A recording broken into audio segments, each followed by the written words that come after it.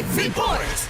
Ikinatuwa ng Department of Education or DepEd 11 ang isinusulong ngayon ng Alliance of Concerned Teachers or ACT na gawing 50,000 pesos ang entry-level salary para sa mga guro. Sa panayam ng DXDC RMN Davao kay Ginelito Dodong Atilio, ang tagapagsalita ng DepEd 11, welcome para sa kanila ang nasabing hakbang basta para sa kabutihan ng mga guro. Pero kailangan aniyang mapag-aralan ng husto ang nasabing hakbang dahil nangangailangan ito ng malaking pondo lalo na malaki ang populasyon ng mga teacher sa buong bansa. Iginiit ni Atilio na magkakaroon ng domino effect dahil kung tataas ang sahod ng mga bagong hired na mga guro ay kailangan ding magkaroon ng increase ang mga dati or kasalukuyang guro sa DepEd. We're happy with the attention and with the desire nga matagaan o dako nga suhulan ang mga musuluray na itong mga magtutudlo. But we have to equate that, juxtapose that with the realities of life and the realities of the service. Dagdag pa ng DepEd 11 official na kada taon ang hiring ng mga guro, kaya naman kailangang mabalanse ang nasabing hakbang bago pa man ito maisa katuparan. Kasama mo sa DXDC RMN Davao, Radjuman Kirby Manzon,